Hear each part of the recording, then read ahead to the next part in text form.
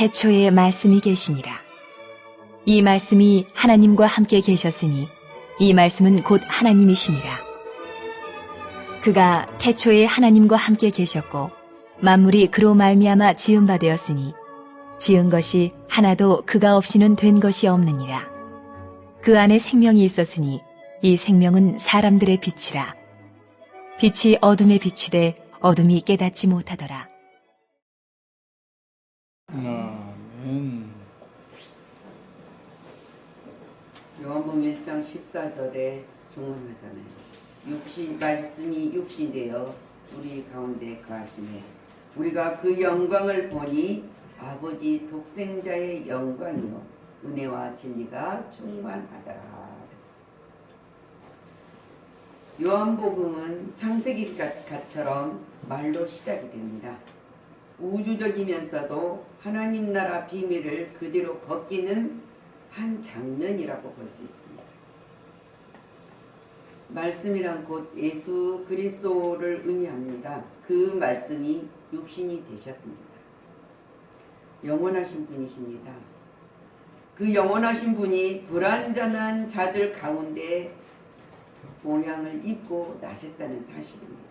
이것은 우리들에게도 큰 기적이었다고 말할 수 있습니다. 기적이잖아요. 영원하신 분이 불완전한 자들의 같은 모양으로 이 땅에 오셨다는 사실을, 영혼과 시간의 만남입니다. 하나님과 인간의 교류가 시작되는 장면이란 말입니다. 주님이 오셨으므로 우리는 그 장면을 볼 수 있습니다. 말씀이라는 것은 가장 큰 진리를 담는 그릇입니다. 깊은 내용을 간직하고 있습니다. 그것이 인간에게 나타날 때 육신이란 그릇을 통하는 것입니다.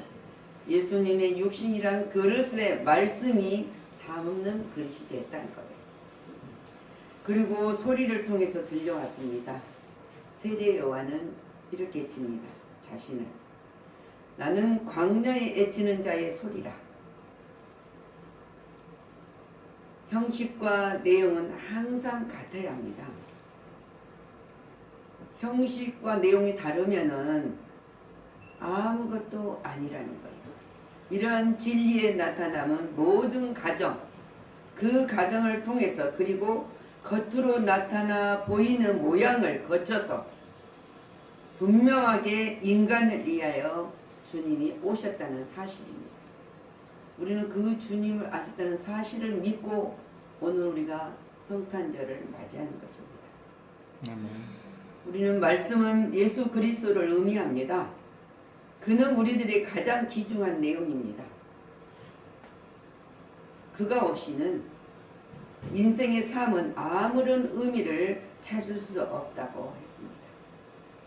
그래서 보틀린이라는 정신과 의사는 이렇게 말했어요.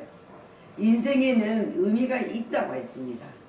근데 그 의미를 어디서 찾을 것인가? 그 의미나 누가 그 의미를 발견할 수 있는 것인가? 알게 했습니다. 그것은 분명히 그리스도를 발견하는 사람이라야만 그 의미를 알 수 있다. 그리스도를 발견하는 것은 인간에게 있어서는 최고의 가장 가치 있는 작업입니다. 발견하지 않고는 그냥 아는 것으로 끝나는 것이 아닙니다. 그래서 성탄은 그리스도를 발견하는 계절이어야 합니다. 그냥 날짜가 돼서 지나는 것이, 보내는 것이 아니고 아는 것이 아니라 그리스도를 발견하는 계절, 시간이란 말입니다. 신앙이 없이는 즐겁게 지내는 것은 향락입니다. 신앙 없는 성탄은 구원주로 오신 예수 그리스도를 못 오가는 행위라고 할 수 있습니다.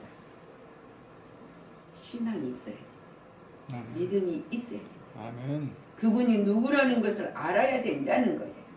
하나님의 은총 없는 신앙이 헛된 것처럼 성탄은 가장 인생에 대해서 깊은 명상을 통하여 얻어야 할 것을 얻는 계절입니다. 알아야 됩니다. 무엇을 얻을 것인가? 헛된 인생에 의존하지 말고 진정한 신앙의 계절을 맞이하여야 한다 그랬습니다.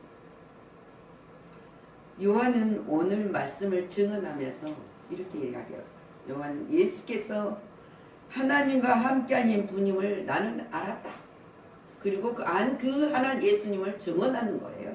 예수를 다음과 같이 증언하고 있습니다.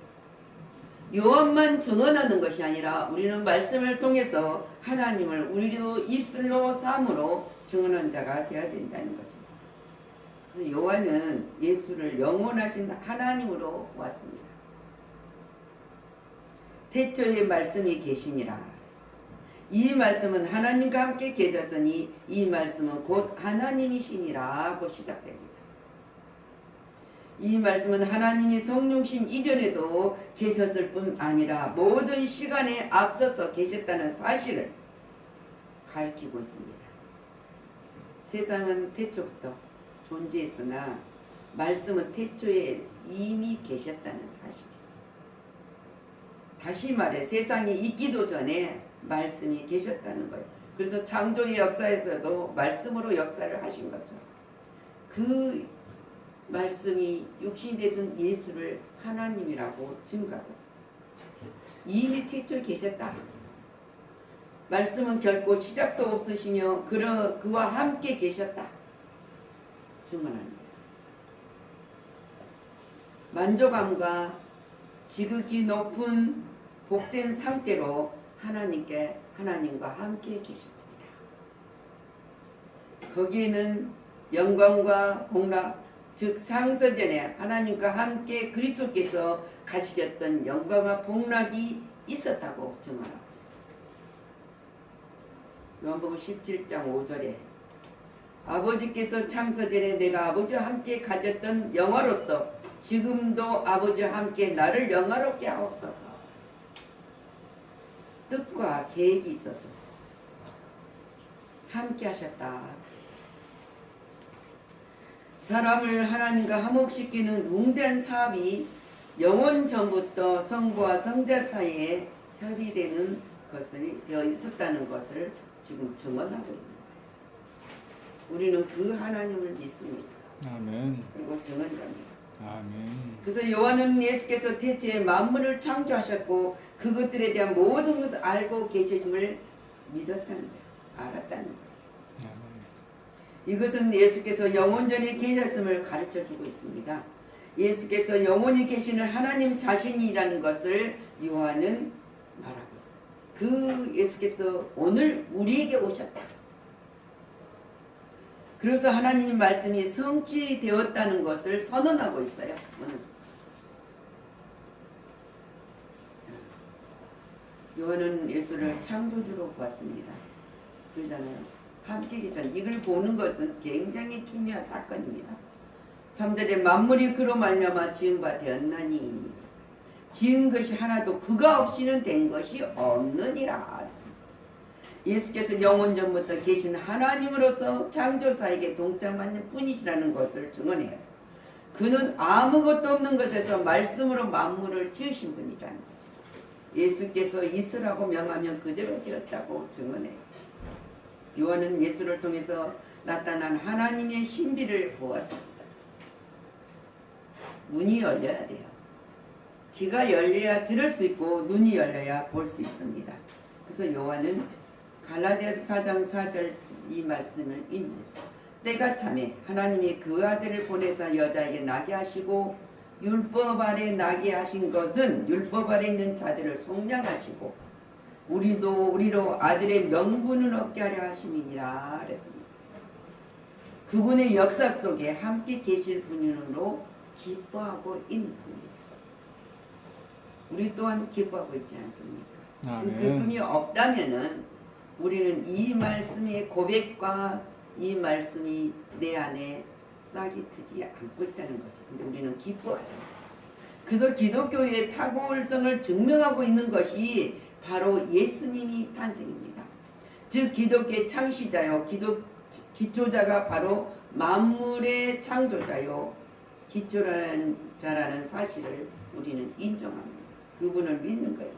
이러한 사실은 우리 구속과 구원 사역에 있어서 말씀이 가장 적격자임을 보여주고 있습니다. 요한은 예수를 구원주로 보았습니다. 4절 그 안에 생명이 있었으니 그래서 이 생명은 사람들의 빛이라. 빛과 생명의 근원이 그 안에 있었다는 것, 생명이 있었다는 사실은 더 나아가 말씀이 하나이심을 증명하고 있는 것. 우리는 그는 자신 안에 생명을 가지고 있습니다. 다시 말해서 참 하나님이실 뿐만 아니라 살아계신 하나님이시라는 거예요. 생명이 없는 것은 죽어있는 거지만 생명이 있는 것은 살아있는 거죠. 무엇이든지 사람들의 빛인 그 생명은 말씀으로부터 나오는 것이기 때문이다.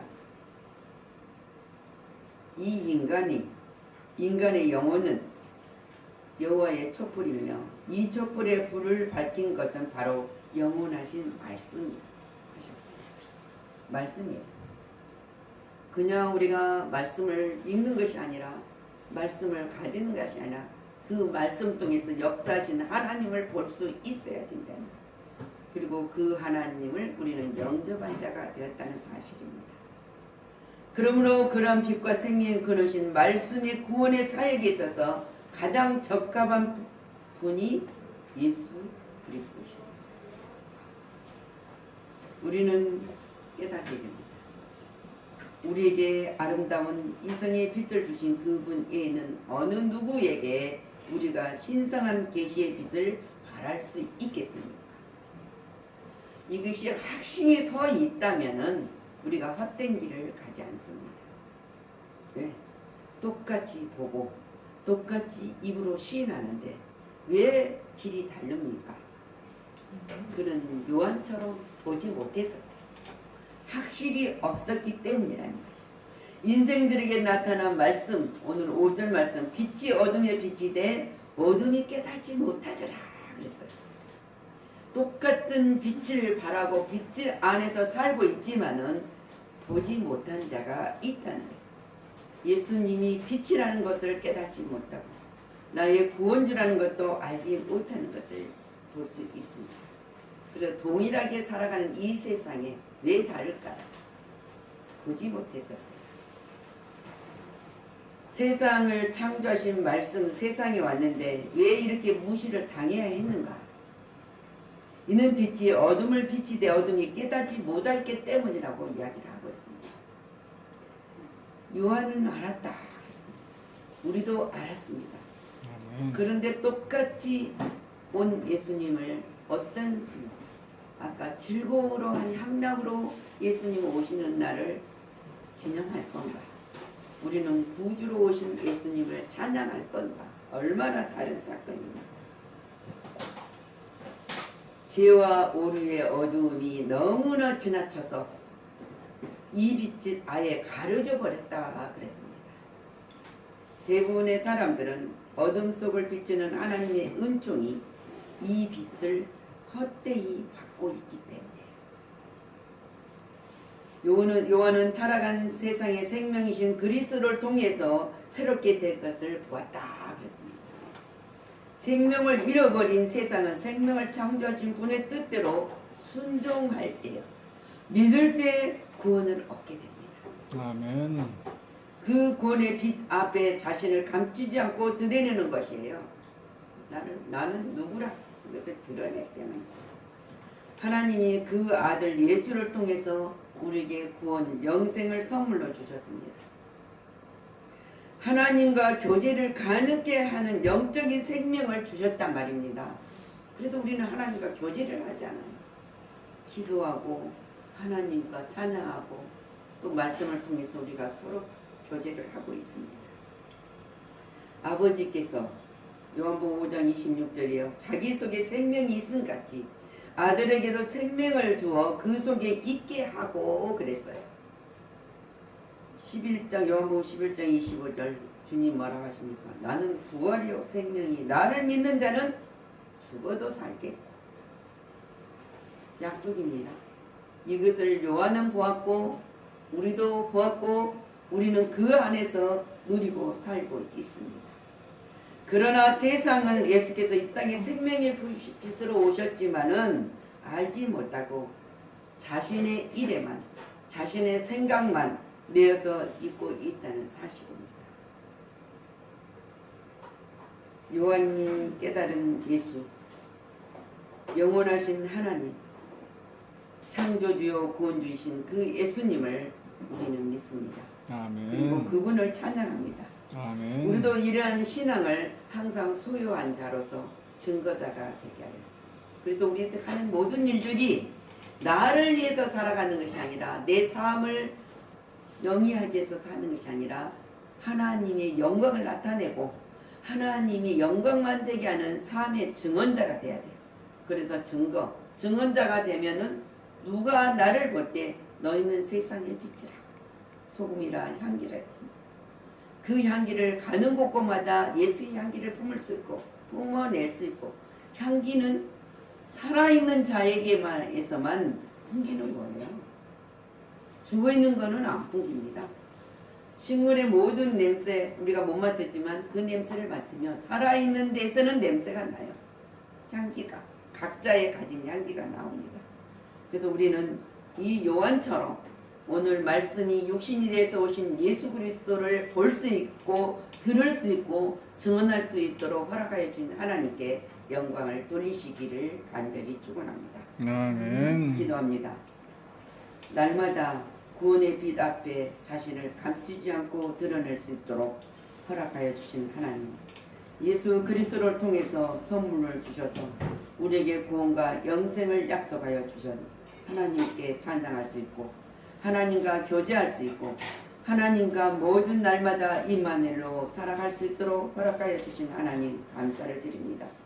우리는 마지막 주님이 영접을 하여 우리가 이 세상을 마지막 마무리하고 부활체로 하나님께 영광나라 입성을 할 때까지 바울 사도처럼 달려갈 길 다가고 믿음을 지킨 것은 이후에 내게 생명의 면류관이 있다고 마지막 요원을 할 수 있는 그 믿음으로 달려가게 하여 주옵소서.